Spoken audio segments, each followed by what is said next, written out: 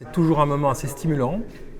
Voilà, on a tout ce foisonnement finalement d'idées autour de l'architecture, donc c'est un moment incontournable en fait pour se plonger dans le bain des attitudes des architectes, des pensées émergentes, je pourrais dire. Bon, ça c'est le cadre global, alors évidemment il y en a un peu pour tous les goûts, mais c'est aussi l'occasion d'aller vers les propositions de notre pays, de découvrir comment les architectes que nous connaissons, que nous découvrons, se positionnent.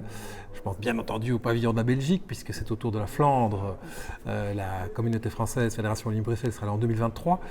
Et on a trouvé cette proposition particulièrement pertinente dans la mesure où on est dans une proposition qui cible à la fois le résultat, avec ses 45 projets, si je ne me trompe pas, qui constitue une cité imaginaire, donc en plus il y a un aspect plastique qui est vraiment très agréable, et les maquettes sont particulièrement réussies, mais aussi sur ce que cela sous-tend, c'est-à-dire un processus, c'est-à-dire vraiment l'idée que l'architecture découle d'un processus de commandes, ici en l'occurrence quand même beaucoup de commandes publiques, avec pas mal de typologies, du maître architecte flamand, également des maîtres architectes de ville, Gand, Anvers.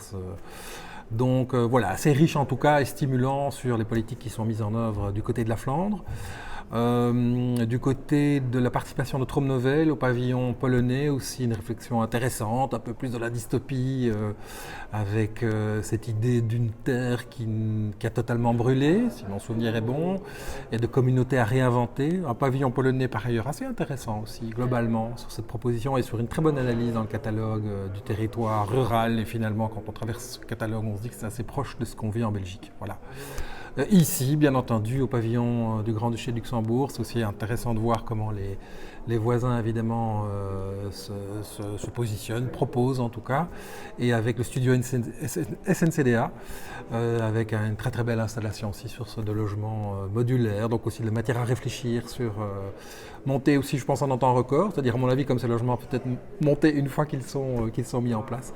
Donc voilà, donc à la fois beaucoup d'informations, mais je pense un rendez-vous qui est assez motivant pour la suite de nos missions.